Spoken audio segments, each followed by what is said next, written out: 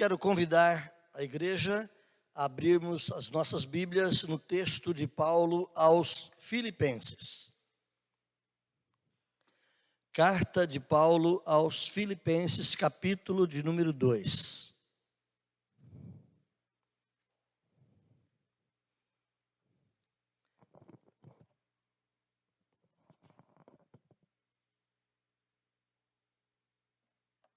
Carta de Paulo aos Filipenses, capítulo de número 2. Nós vamos ler versículos 5 a 11.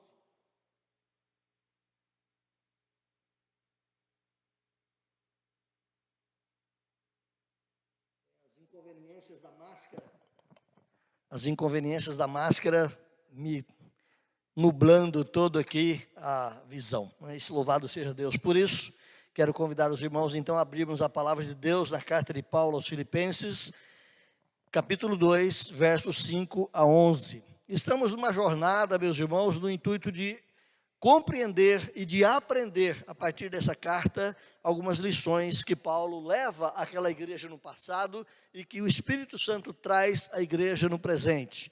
Que eu e você, nessa noite, possamos ser mais uma vez abençoados, fortalecidos, nutridos, temos a nossa fé alimentada no Senhor e o desejo de servi-lo, o desejo de seguir as mesmas pegadas do nosso Salvador Jesus. Filipenses, capítulo 2, versos 5 a 11, diz assim: Tende em vós o mesmo sentimento que houve também em Cristo Jesus, pois ele, subsistindo em forma de Deus, não julgou como usurpação o ser igual a Deus. Antes, a si mesmo se esvaziou, assumindo a forma de servo, tornando-se em semelhança de homens e reconhecido em figura humana. A si mesmo se humilhou, tornando-se obediente até a morte e morte de cruz, pelo que também Deus o exaltou sobremaneira e lhe deu o nome que está acima de todo nome, para que ao nome de Jesus se dobre todo o joelho nos céus, na terra e debaixo da terra, e toda língua confesse que Jesus Cristo é Senhor, para a glória de Deus Pai. Deus querido, mais uma vez nos curvamos diante do Senhor, mais uma vez buscamos a direção, a sabedoria, a iluminação que vem do Espírito Santo, apesar de nós, ó Pai, pecadores, fracos, mas dependentes do Senhor. Pedimos que o Senhor ilumine a nossa mente, abra o nosso conhecimento para recebermos mais do Senhor e vivermos de modo agradável ao Senhor, em nome de Jesus. Amém. Irmãos, no museu na Florença, um museu chamado Galleria dell'Accademia, lá em Florença, na Itália, está uma série de esculturas do grande escultor Michelangelo. Essas esculturas, muitas delas foram encerradas, terminadas, estão espalhadas em alguns pontos do mundo, e principalmente na Itália, grande parte dessas esculturas de Michelangelo, mas naquele museu ali, em Florença, está uma série de blocos de mármores, alguns começados com algumas fisionomias humanas como que saindo da pedra, tomando vida, outras apenas o esboço retalhado, como que se fosse a ideia do autor ou do escultor criar novas imagens ali com aqueles blocos. Mas eles ficaram ali, presos naqueles blocos de mármore. Eles não tiveram toda a sua beleza, toda a sua aparência terminada. Então são obras inacabadas desse grande escultor que ainda permanecem até hoje para conhecimento do povo e do mundo ali naquele museu. O mármore ainda bruto, não de todo cinzelado, não de todo trabalhado, está ali mostrando obras inacabadas. Eu espero que você guarde essas informações por mais algum tempo. Quero voltar com você à ideia rápida da carta aos Filipenses. Após 10 anos, aproximadamente, após 10 anos da plantação dessa igreja aqui de Filipos, o apóstolo Paulo agora se encontra preso na sua terceira viagem missionária. Ele está preso em Roma. E dessa prisão de Roma é que Paulo escreve esta carta aos irmãos de Filipos. Na verdade, são 5 cartas, chamadas as cartas da prisão, que são enviadas dali para atingir outras igrejas. A carta de Paulo aos Filipenses, a carta de Paulo aos Colossenses, a carta de Paulo aos Efésios, a carta de Paulo ao irmão, sumiu o nome aqui, Hebreus, Filemon, desculpe, ao irmão Filemon, e a carta a uma igreja que não temos essa carta na Escritura, que é a carta à igreja de Laodiceia. Então são 5 cartas que foram escritas, pelo menos, que há o nosso conhecimento ali naquela prisão. A carta às outras igrejas traz alguns puxões de orelha, traz algumas reprimendas, traz alguns atos disciplinares de Paulo, mas particularmente nessa carta aos Filipenses não há correção, não há reprimenda, não há palavras duras, não há palavras tristes, mas um entusiasmo de Paulo com aquela igreja, procurando motivar os irmãos de Filipos a continuar prosperando cada vez mais. Se você volta rapidamente comigo, no versículo de número 27, ele fala que nós somos desafiados, nós do presente, eles do passado, desafiados a viver acima de tudo, de modo digno do Evangelho, de modo que agrade realmente ao Senhor em todas as coisas.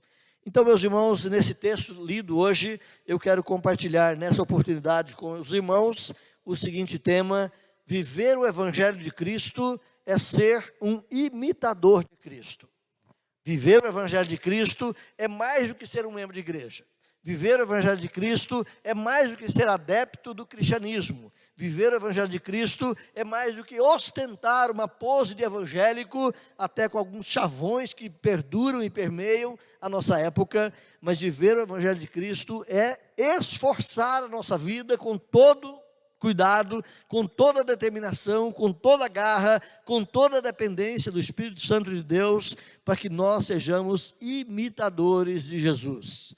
O mundo, os anjos e toda a criação de Deus espera ver os filhos de Deus sendo manifestos, espera ver os filhos de Deus sendo aparentes e visíveis. Então, é preciso que nós sejamos de fato imitadores do Senhor Jesus.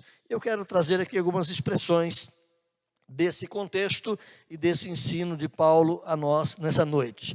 E a primeira proposição que eu apresento à igreja é dizer que viver o Evangelho de Cristo, irmãos, é ser imitador do seu altruísmo. Viver o Evangelho de Cristo é ser imitador do seu altruísmo. Se você se lembra, nas 2 últimas reflexões que tivemos, no capítulo 2, a primeira do verso 1 e 2, a segunda do verso 3 e 4, nós expusemos ali na palavra de Paulo o desafio de sermos imitadores do Senhor, de tal maneira que nós vivamos em unidade e de tal maneira que essa unidade ultrapasse as cercanias da nossa igreja local, mas manifeste a unidade da igreja de Deus em todo o mundo. E de tal maneira seja assim a nossa vida, que nós, como diz Paulo aqui, aprendamos a pensar a mesma coisa, a ter o mesmo amor, a sermos unidos de alma, a termos o mesmo sentimento, não fazendo nada por partidos ou por blocos, por interesses de A e B, não vivendo de maneira cheia de vanglória, buscando a ostentação e a glória pessoal, mas por humildade, com sinceridade perante o Senhor, considerando cada um dos outros melhores que nós mesmos, superiores a nós mesmos.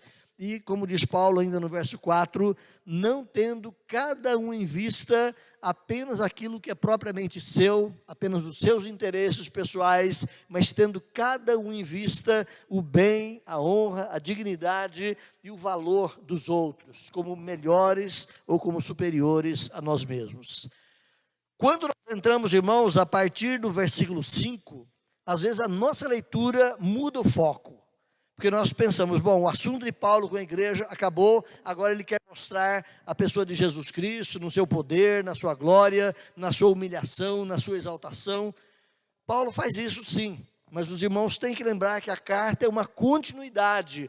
Paulo não deixou de falar dos assuntos anteriores, ele está apenas inserindo a pessoa de Jesus Cristo, a vida de Jesus Cristo, como um modelo para nós, para exercermos essas realidades que ele nos apresentou nos versículos anteriores. Então, muitos de nós, ao lermos esse texto, o fazemos de forma isolada, como que recortando esse quadro e lendo ele de maneira desconectada do contexto anterior. Não podemos esquecer que anteriormente Paulo falava sobre a unidade do corpo de Cristo. O apóstolo deseja que os filipenses, naquela época, continuassem nutrindo a disposição descrita, então, nos versos 1 a 4, a mesma disposição que também caracteriza a própria pessoa de Jesus Cristo. Olha o que ele diz no versículo 5: tende em vós o mesmo sentimento que houve em Cristo Jesus. Vocês devem buscar tudo isso da mesma maneira que o Senhor Jesus fez, da mesma maneira que o Senhor Jesus Cristo buscou e viveu essas realidades. Não buscando a sua glória própria, não buscando os seus interesses pessoais, mas fazendo por humildade, fazendo por serviço, fazendo por amor, buscando o interesse do outro. Então Paulo coloca aqui a pessoa e a figura e a obra de Jesus Cristo como esse exemplo perfeito, o qual nós devemos estar dispostos a observar e a seguir.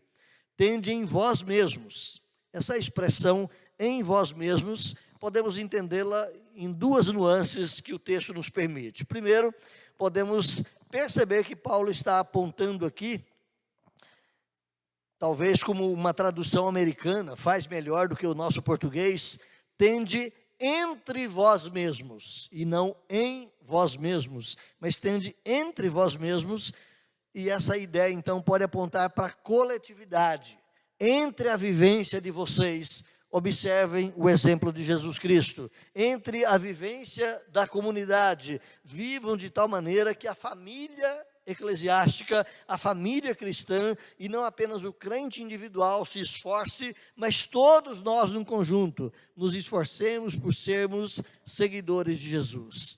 O grego, lá no seu original, ele nos permite ter então essas duas percepções. Tanto entender que é entre nós, na conjunção de todo o corpo local, devemos nos esforçar para sermos imitadores de Jesus, e também cada um de nós em separado. Então o esforço deve ser individual, ao mesmo tempo o esforço deve ser coletivo. Por isso a Escritura nos mostra que somos um corpo. Por isso a Escritura nos mostra que somos uma comunidade onde a vida de um afeta a vida do outro, e onde um irmão deve ser estímulo e ânimo na vida do outro, onde um irmão pode inclusive admoestar, fortalecer, abençoar, apontar o caminho um ao outro, para que a comunidade no seu todo alcance o objetivo. Então, irmãos, o contexto nos informa que Paulo está falando aqui aos crentes como comunidade. Se você perceber no contexto da carta, ele não se dirige apenas ao crente isolado, mas ele escreve a carta, desde o seu começo, à igreja, ao corpo de Cristo que está em Filipos. Embora também, cada partícula dessa carta serve ao crente individual. Então, Paulo havia já orientado que os crentes fossem altruístas, não pensassem em si mesmos, como diz os versículos anteriores, mas que pensassem nos outros. Então aqui o apóstolo Paulo mostra o exemplo de Cristo. Olhem para Jesus, tende em vocês o mesmo sentimento que houve em Cristo Jesus. Se você observar as proposições trazidas nos versículos 1 a 4, você vai encontrar todas elas na pessoa de Jesus Cristo. Jesus viveu essas realidades do verso 1 a 4, e agora Paulo olha para a igreja e diz: façam a mesma coisa. Tende em vocês o mesmo sentimento, o mesmo envolvimento que houve em Cristo Jesus. Temos aqui, meus irmãos, então, a primeira proposição que nós dissemos que trazemos à igreja nessa noite, é que nós devemos ser imitadores do altruísmo de Jesus Cristo. O que é altruísmo? Altruísmo é o contrário de egoísmo. Se na semana passada nós falamos com a igreja que não devemos fazer nada egoisticamente, Paulo está dizendo: olha o exemplo. Jesus Cristo não fez da sua carreira, do seu ministério, da sua vivência entre as pessoas, não fez disso motivo egoísta, mas ele fez isso altruisticamente, olhando para o outro, olhando para o indivíduo à sua frente, para o próximo, e não apenas a si mesmo. Matthew Henry, ele é um comentarista cristão, um pastor presbiteriano que viveu lá nos idos de 1714 até 1783, salvo engano, e ele diz num dos seus comentários que a primeira lição na escola de Cristo é a abnegação. O cristão é aquele que é abnegado. O cristão é aquele que prefere deixar-se de lado para de fato ser obediente, entregue e pronto a seguir a Jesus Cristo. Irmãos, Cristo deixou a eternidade, onde ele recebia o eterno amor de Deus o Pai, ele recebia toda a honra da própria divindade na sua existência eterna, ele era servido e amado pelas demais pessoas da divindade, e depois da criação, servido e amado por milhares e milhares de entes celestiais, anjos, serafins, querubins, seres tremendos em poder e glória, que Deus criou para a sua adoração. Jesus Cristo vivia nesse momento e nessa esfera de louvor e adoração constante. A Bíblia diz que ele deixa isso de lado, desce para estar entre a raça humana, assume a forma humana na qual ele seria odiado, na qual ele seria desonrado, na qual ele seria hostilizado e violentamente morto pelos homens. Ele deixa tudo isso de lado. Se ele fosse um ser egoísta, ele poderia pensar: eu não saio daqui. Aqui é o melhor lugar, aqui é a minha esfera de ser servido, de ser adorado, aqui é o meu lugar de viver a minha divindade, não vou me envolver com os problemas dos outros.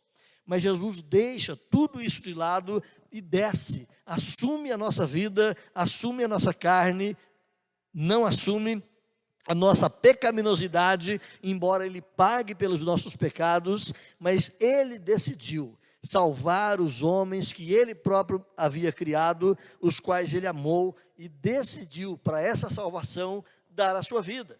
Ele pensou não em si mesmo, mas ele foi altruísta, pensou no outro, pensou no necessitado, pensou no homem caído em pecado.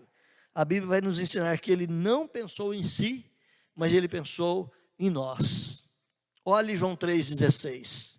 Se você não precisar abrir lá a Bíblia, não tem importância. É um versículo que a maioria de nós sabemos de cor e salteado. Diz o texto que Deus amou o mundo de tal maneira, que deu seu Filho unigênito, para que todo aquele que nele crê não pereça, mas tenha a vida eterna.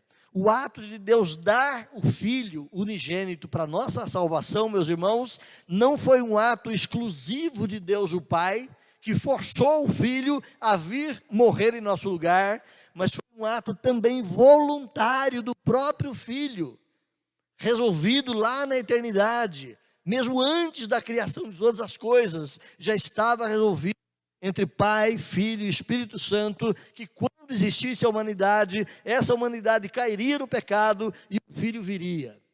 Não por imposição do Pai, não por uma ordem seca de Deus Pai como superior ao Filho, mas também numa disposição voluntária do Filho em vir amando as pessoas que Ele próprio criara para ser o nosso Salvador. Se você corre um pouquinho mais à frente aí em João, capítulo 10, verso 17 e 18, talvez essa voluntariedade, essa espontaneidade do Filho se torne um pouquinho mais clara para você. Diz o verso 17 e 18 em João 10 assim: por isso o Pai me ama, porque eu dou a minha vida para a reassumir. Ninguém a tira de mim, pelo contrário, grife aí na sua Bíblia, eu espontaneamente a dou.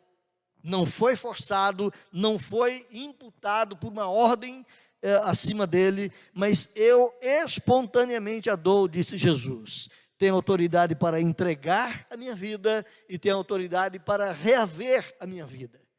Esse ato de dar a vida por nós, meus irmãos, ele foi um ato decisivo e foi um ato decidido lá na eternidade passada. Obviamente, incluíram as três pessoas da divindade, o Pai, o Filho e o Espírito Santo, nesse projeto de Cristo vir ao mundo ser o nosso Salvador. Mas não foi uma imposição do Pai, foi uma decisão voluntária da divindade, tanto do Pai, quanto do Filho, quanto do Espírito Santo, e na distribuição das tarefas da divindade, na distribuição daquilo que chamamos de economia da Trindade, cada uma das três pessoas tem ofícios e ações próprias, para que esse projeto de salvação de Deus se realizasse na vida do pecador. Volto com você, ele não pensou nele mesmo. Se ele fosse um ser egoísta, ele dizia: quem pecou, que lute, como diz o ditado entre nós hoje. Quem pecou, que se vire para resolver o seu problema. Mas não foi assim que ele se portou conosco. Não foi assim que ele se portou a nosso favor. Ele olhou para nós e nos viu incapazes de resolver o problema. Ele olhou para a humanidade caída e viu que essa humanidade jamais teria condição espiritual, jamais teria capacidade em si mesmos de resolver a questão da morte espiritual. E ele doa-se a si mesmo como nosso Salvador. Ele não pensou em si, ele foi altruísta, ele pensou no outro. E é isso que Paulo está dizendo. Não olhe para você mesmo, não pense em você mesmo, olhe para Jesus, faça como Jesus. Irmãos, devemos então deixar de pensar em nós mesmos e pensar no outro. Reforce isso na sua mente, lendo aí mais uma vez o versículo 4. Matéria que nós compartilhamos no último domingo passado, mas Paulo reporta o versículo 5, nessa continuidade do pensamento exposto no verso 4, quando ele diz: não tenha cada um em vista o que é propriamente seu, senão também cada qual o que é dos outros. Não seja egoísta, mas seja altruísta. Olhe o exemplo de Jesus. Meu irmão, minha irmã, eleitos de Deus, nós somos concitados, somos desafiados, somos chamados na Escritura, não para sermos membros de igreja, embora isso seja algo necessário e útil, mas somos chamados na Escritura para sermos imitadores do Senhor, andarmos nas mesmas pegadas de Jesus, fazermos os mesmos atos de Jesus, vivermos a mesma vida que o próprio Senhor Jesus Cristo viveu aqui, sendo altruísta. E se ele não é o nosso exemplo, então a nossa fé é estéril. Se nós não seguimos as pegadas de Jesus, a nossa ortodoxia é morta. Se nós não acompanhamos o mesmo procedimento do Cordeiro de Deus, tudo que nós pregamos é apenas um teatro. É preciso que eu e você se esforce cada dia mais e mais, não para ser um bom cidadão, não para ser apenas um bom pai, uma boa mãe, uma boa pessoa, mas para sermos o imitador do Filho de Deus, para seguirmos as mesmas pegadas de Jesus. Então o objetivo dos crentes com essa atitude é a unidade espiritual da igreja, é vivermos como Jesus viveu, vivendo a unidade da Trindade e nós vivendo a unidade do corpo, para vivermos, como diz Paulo no versículo 2, tendo a mesma mente, a mesma comunhão do Espírito, tendo o mesmo amor, tendo os mesmos entranhados afetos que nos unem. A unidade da igreja, meus irmãos, ela é manifestada por uma atitude de humildade genuína de cada um de nós, quando verdadeiramente olhamos uns para os outros como partes da nossa vida. Nós não podemos ser apenas pessoas que nos conhecemos à distância. É preciso que nós conheçamos mais de perto um ao outro, nos envolvamos mais na vida um do outro. É o que Paulo disse também no versículo 1. Se há alguma comunhão do Espírito, se existe algum envolvimento real, se existe afetos entranhados, os mais profundos afetos na vida de vocês, isso deve acontecer para a glória de Deus. Então essa atitude que foi grandemente manifestada em Cristo Jesus, ela é também a atitude que eu e você precisamos buscar no nosso dia a dia. O eleito de Deus, um alcançado em Cristo Jesus, um salvo pela graça, ele é um imitador de Jesus Cristo. E caso ele não seja, pode se enquadrar meramente, quem sabe, na categoria de um religioso. Gosta da igreja, gosta do ambiente cristão, mas se ele não se torna um imitador de Jesus Cristo, ele está apenas na categoria de um religioso. E, como diz o ditado, de religioso o inferno está cheio. Então é preciso que nós sejamos mais do que religiosos.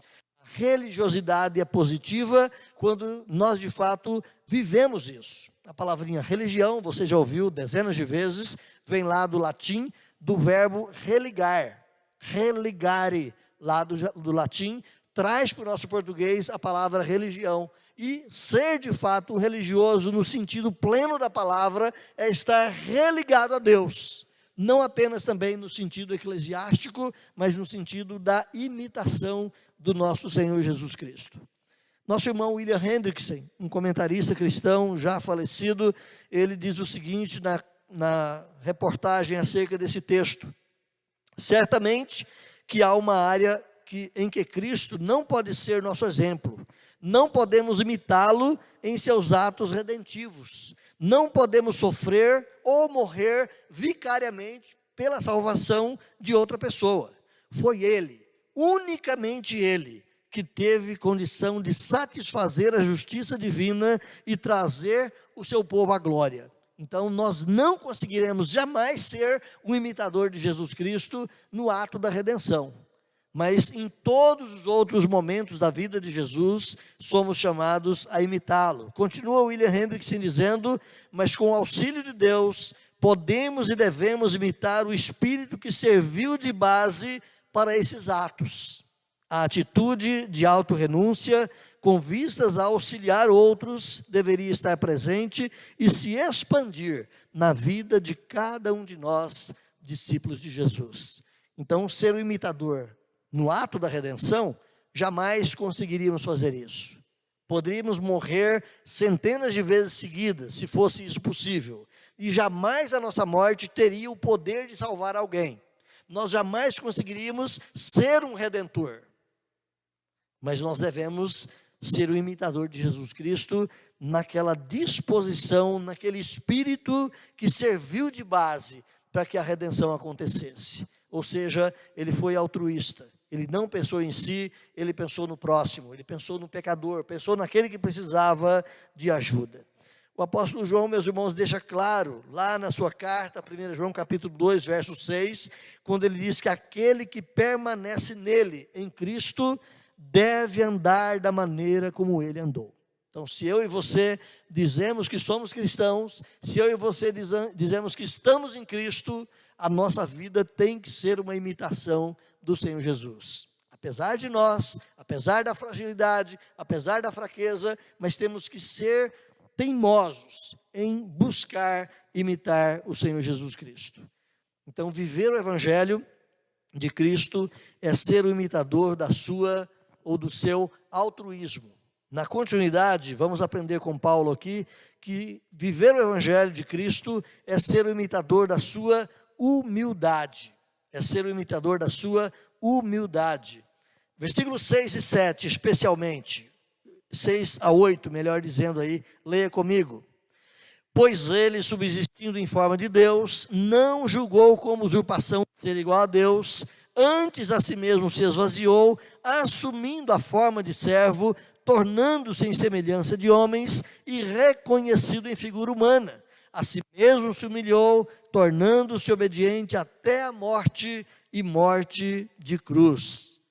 Meus irmãos, no intuito de que a igreja preserve a unidade, a sua identidade, o apóstolo Paulo coloca aqui para nós o exemplo de Jesus sendo humilde. Se nós queremos ser um povo unido, não apenas também no âmbito da igreja local, mas o povo cristão unido, cada um de nós precisamos buscar humildade nos nossos relacionamentos, humildade no nosso comportamento. Como visto, Paulo aponta aqui para o altruísmo de Cristo como padrão do comportamento, mas ele olha de ato contínuo e demonstra que para vivenciar essa virtude de sermos altruístas, pensar no outro, é preciso que nós vivamos também humildade. É preciso que nós encarnemos e processemos a humildade.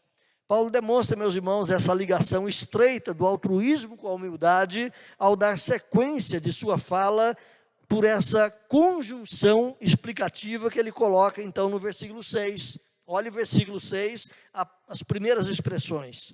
Pois ele. Essa conjunção é exatamente a explicação do fato de ele ser altruísta. Como é que ele foi altruísta?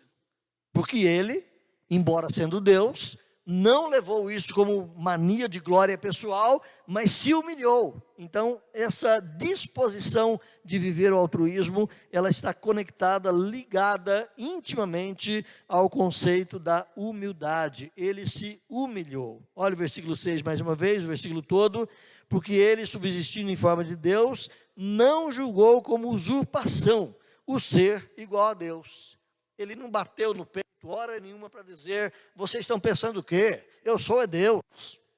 embora ele tenha manifestado a sua divindade, embora ele tenha revelado a sua divindade àqueles que estavam à sua volta, mas sempre fazendo isso também empenhado e carregado de um espírito humilde. Em sua humildade, Cristo nunca ostentou o fato de ser Deus. Como dissemos, ele declarou esse fato. Ele disse: eu e o Pai somos um, eu vim do céu, ninguém jamais esteve lá, senão o Filho do homem que de lá desceu. Ele se revela como aquele que veio da presença do Pai.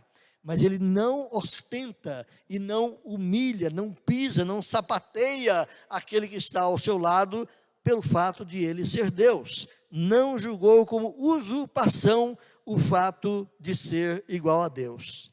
A expressão igual a Deus, aqui no texto, é a expressão morfeteu, lá no grego, em forma de Deus, ou ele viver da forma de Deus. Isso aqui, meus irmãos, não olha e não aparenta a forma física, até porque Deus não tem uma forma física, correto? Deus não tem um corpo material, então não é a forma física, a forma visível ou material de Deus que está aqui na expressão em forma de Deus, mas a ideia carrega o sentido de que ele é da mesma natureza de Deus, da mesma forma de Deus, da mesma essência de Deus, em oposição a um conceito de forma exterior, a uma aparência meramente física. Houve um tempo, antes da encarnação, que o Senhor Jesus Cristo existia em forma diferente da forma que ele veio para ser entre nós um homem. Como é essa forma do Deus eterno? Até hoje essa é uma grande interrogação, porque como diz a Escritura, desde a época de Moisés, homem nenhum jamais viu a Deus. Então é impossível nós sabermos qual era a forma, a aparência de Cristo lá na eternidade. Apenas sabemos que ele é da mesma essência, do mesmo poder, da mesma natureza santa, perfeita, magnífica, da mesma essência de Deus Pai.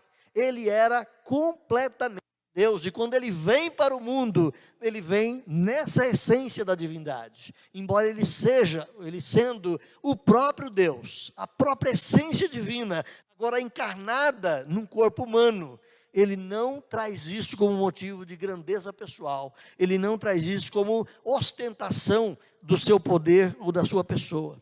Olhe para nós, a teologia paulina, o que ela nos ensina, ela mostra exatamente que Jesus, ele era plenamente Deus antes da sua encarnação. Corre comigo para Colossenses.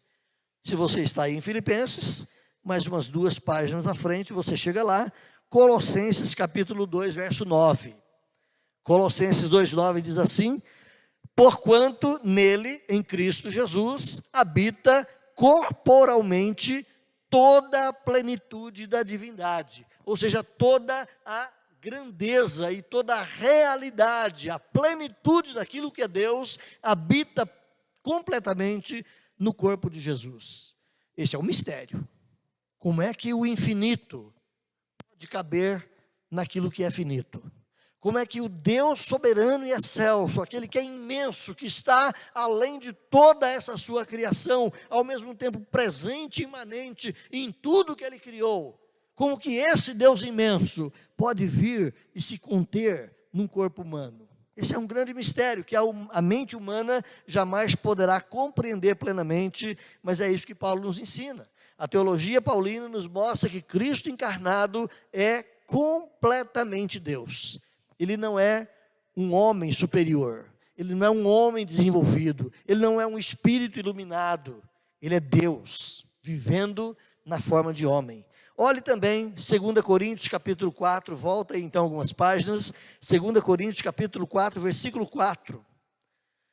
2 Coríntios capítulo 4, versículo 4, Paulo diz assim: nos quais o Deus deste século cegou o entendimento dos incrédulos, para que lhes não resplandeça a luz do evangelho da glória de Cristo, o qual, Cristo, é a imagem de Deus. Cristo é a realidade, é a apresentação plena e completa daquilo que é Deus. É o que Paulo está dizendo nesse contexto. Se você volta lá para Colossenses, você estava lá agora há pouco, pode voltar para lá, capítulo 1, versículo 15. Colossenses 1,15, Paulo diz que este, Jesus Cristo, ele é a imagem do Deus invisível. Ele é o primogênito de toda a criação. Não queremos entrar no debate aqui do que é ser o primogênito, mas especialmente nos apegar à informação que Paulo traz, dizendo que ele é a imagem do Deus invisível. Ele é a realidade de Deus para que nós possamos conhecê-lo. Olhe também Hebreus capítulo 1, versículo 3. Hebreus capítulo 1, versículo 3, vai dizer que ele é o resplendor da glória e a expressão exata do ser divino. Então é aquilo que entra no debate de Jesus com Filipe. Quando Filipe pergunta: Senhor, por favor, mostra-nos o Pai e ficaremos satisfeitos. Lembra da conversa de Filipe com Jesus? Qual foi a resposta de Jesus para Filipe? Filipe, há tanto tempo estamos caminhando juntos e você me vem com essa conversa, mostra-nos o Pai? Que é isso, Filipe? Quem me vê a mim, vê o Pai. Eu sou a expressão plena daquilo que é Deus Pai. Eu sou exatamente aquilo que é Deus. Quem conhece a mim, realmente conhece a Deus. Irmãos, então faz parte da humilhação de Cristo o seu esvaziamento. Olha o que diz o versículo de número 7.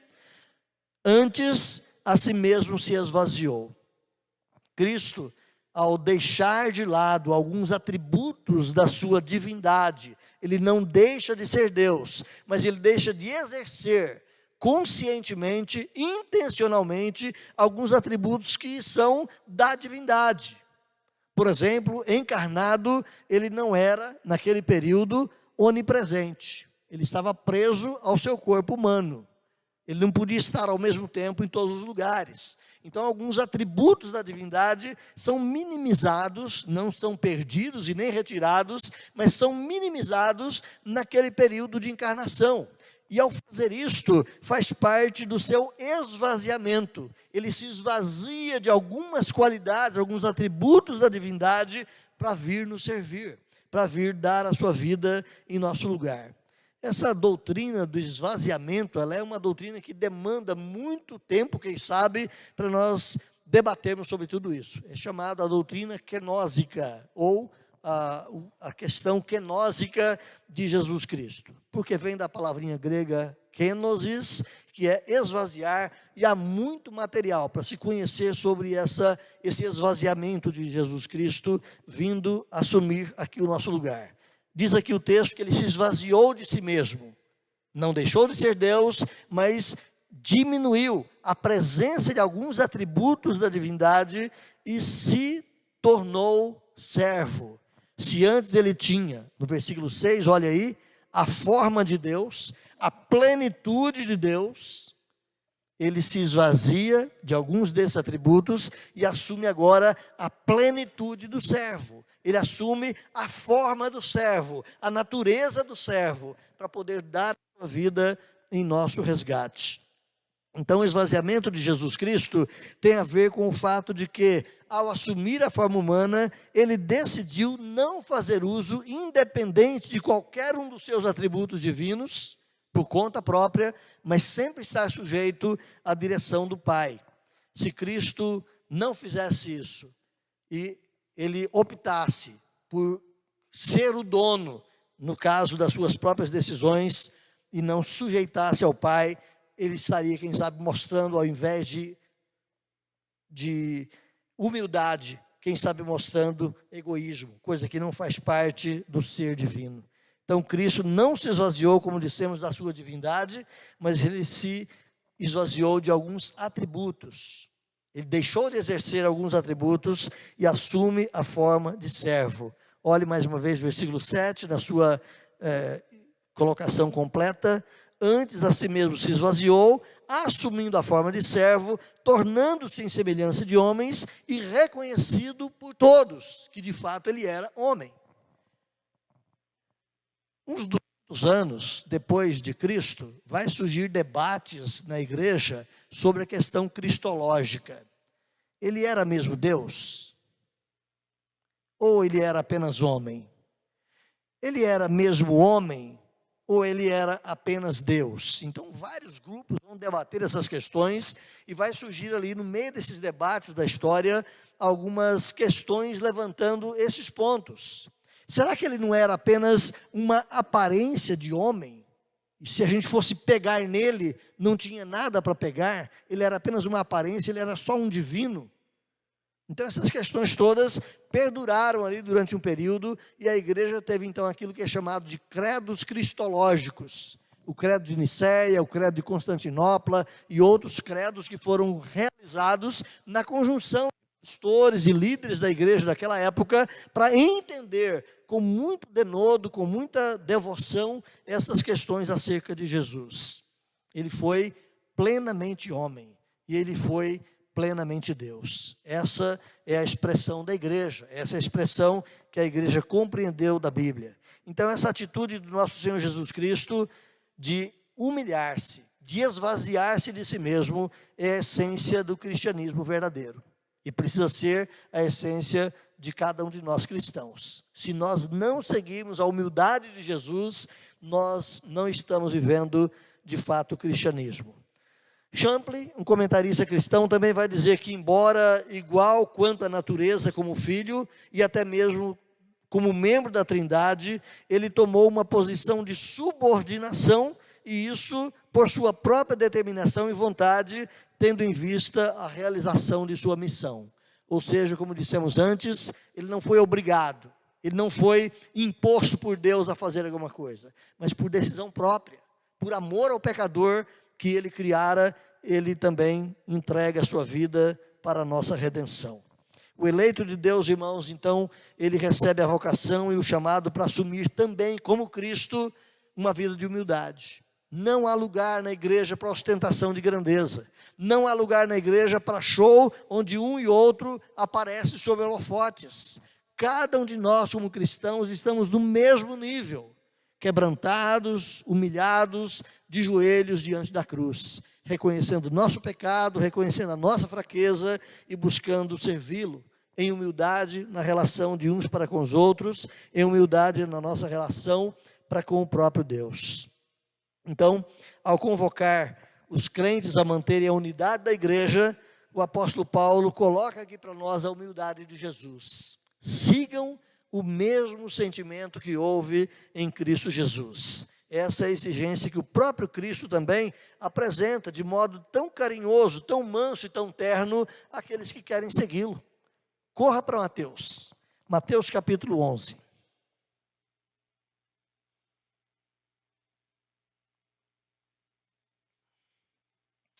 Mateus capítulo 11, verso 29, o que diz? Tomai o meu jugo sobre vós e aprendei de mim, que eu sou manso e humilde de coração, e encontrareis então descanso para as vossas almas. Aprendam de mim, eu sou humilde.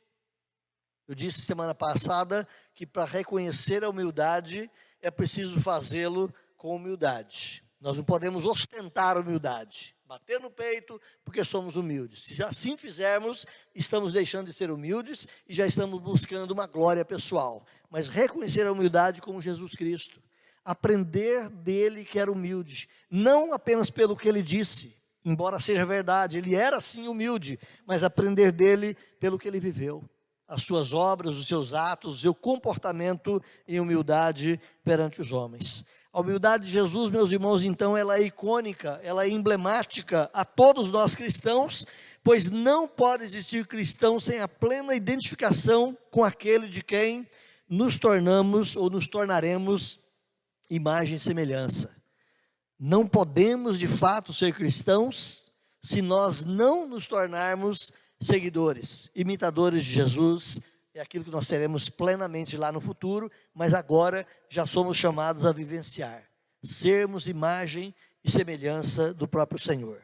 Terceiro e último ponto, irmãos, viver o Evangelho de Jesus Cristo é ser então imitador também do seu sacrifício. Dissemos que nós jamais poderemos imitar o sacrifício de Jesus no trato de sermos redentores de outros, no trato de que a nossa vida redima pessoas dos seus pecados, mas nós devemos ter a mesma disposição de sacrifício na obra, na causa do Senhor Jesus Cristo. Então, para se vivenciar, como dissemos na semana passada, os meios para manter a unidade espiritual expostos aqui nos versos 3 e 4, precisamos ser imitador de Jesus Cristo, também no seu sacrifício, também na forma de entregar a vida a favor de outros. Então é do próprio Senhor Jesus Cristo a intimação tácita e última para cada um de nós, que nos propusemos então a segui-lo. Olhe o que ele diz em Lucas 9, 23. É dele a colocação. Não é da igreja, não é uma invenção dos apóstolos, mas é Jesus que diz: se alguém quer vir após mim, a si mesmo se negue. Dia a dia, tome a sua cruz e siga-me. Você quer realmente ser um seguidor? Você quer realmente ser um imitador de Cristo? Então você precisa estar disposto a tomar a sua cruz. E tomar a cruz é mais do que carregar um fardo. Tomar a cruz é mais do que apenas não a alguns prazeres momentâneos. Tomar a cruz é estar disposto a morrer por ele, a dar a vida pela causa do Senhor. Então as expressões a si mesmo se negue, tome a sua cruz, determinam atos e determinam atitudes que exigem de nós sacrifícios. Nós não somos chamados a dar a nossa vida na morte, necessariamente. Somos chamados a dar a nossa vida em vida, a consumir a nossa vida pela obra de Cristo. E se for do querer dele que um de nós passemos pela morte por causa do seu nome, nós o faremos. Porque a nossa disposição em servir o Senhor também é servi-lo com a própria morte. Os irmãos lembram do texto já trazido para a igreja no capítulo 1, versículo 29, diz o apóstolo Paulo que nos foi concedida a graça não apenas de crermos no Senhor, mas foi-nos concedida a graça de também sofrermos por Ele. E você olha para a vida dos apóstolos, eles sofreram por Cristo, ou não? Dos 12 apóstolos mencionados, mais corriqueiramente na Bíblia, poderíamos colocar até os 13, porque Paulo entra como um apóstolo depois, mas se pegarmos os 12 apóstolos, Matias substituindo Judas, aquele quadro dos 12 apóstolos, todos eles menos um tiveram morte estúpida, todos eles menos um teve uma morte horrível, uns cravados por flechas, outros cortados a machado, outros pregados em árvores, outros pregados em cruzes, outros decepados as suas cabeças. Todos eles tiveram morte horrível, menos um, que foi João, que teve uma morte por velhice. Talvez, quem sabe, lá pelos seus 95 ou 96 anos, João morreu por velhice.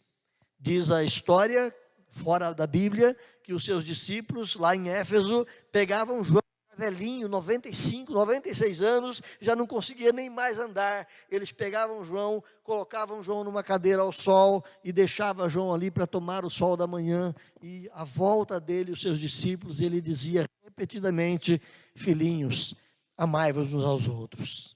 É esse o apóstolo do amor, que morreu por velhice. Mas todos os outros tiveram uma morte horrível, sofrida. E ao entregar as suas vidas, eles não faziam isso blasfemando, não faziam isso esperneando, cheio de amargura, mas faziam isso com gratidão. Diz a lenda, num livro escrito, e há um filme também com esse mesmo nome, Quo Vadis Domini, do latim, para nós aqui, onde vai, Senhor? É a história de que Pedro, sendo colocado para morrer por causa da sua missão em Roma, ele foge. E no fugir, no caminho de fuga, ele encontra com Jesus. Claro que é uma lenda.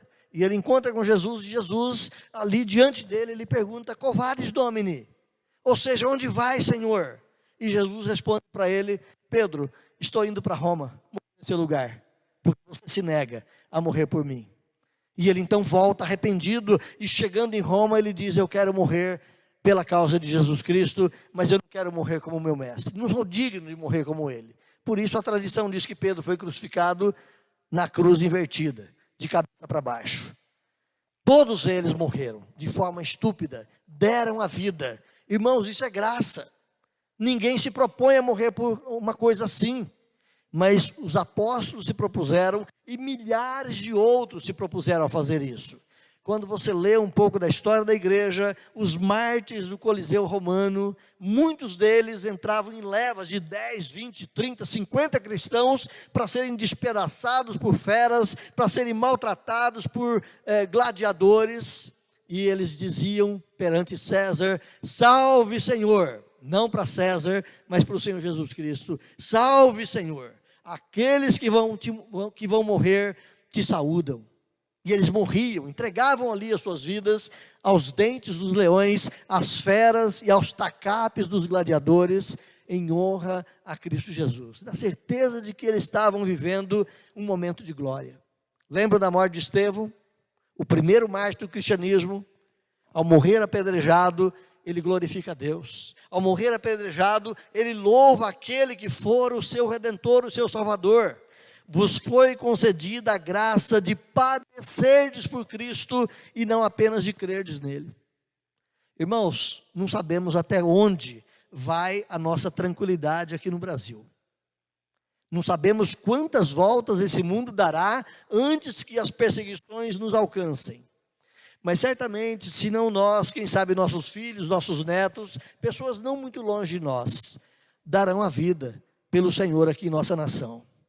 Isso não é vergonha para o cristão. Não se envergonhe, dizia o apóstolo Pedro, de padecerdes como cristãos. Mas isso glorifica a Deus. Morrer pela causa do Evangelho é serviço ao Senhor. Então Cristo se ofereceu sem pensar em si mesmo, e cada um de nós também somos chamados a dar a nossa vida, primeiramente em vida, em serviço, em trabalho, em dedicação uns aos outros, mas se preciso for, dar também a nossa vida na morte, para a honra e glória do Senhor. Olha o versículo de número 8. A si mesmo se humilhou, tornando-se obediente até a morte, e morte de cruz. Se você vai lá para o capítulo 53 de Isaías, é uma poesia linda. É uma poesia maravilhosa de Isaías, descrevendo em detalhes o sofrimento do Cordeiro de Deus em nosso lugar. Ele foi traspassado pelas nossas transgressões, ele foi moído pelas nossas iniquidades, o castigo que nos traz a paz estava sobre ele, e pelas suas pisaduras fomos sarados. O resultado da sua oferta, o resultado do seu penoso trabalho, foi a justificação e a salvação de cada um dos seus eleitos, aqueles por quem Cristo morreu. Isaías 53, 11 diz assim: ele verá o fruto do penoso trabalho de sua alma e ficará satisfeito. O meu servo, o justo, com o seu conhecimento justificará a muitos, porque as iniquidades deles levará sobre si.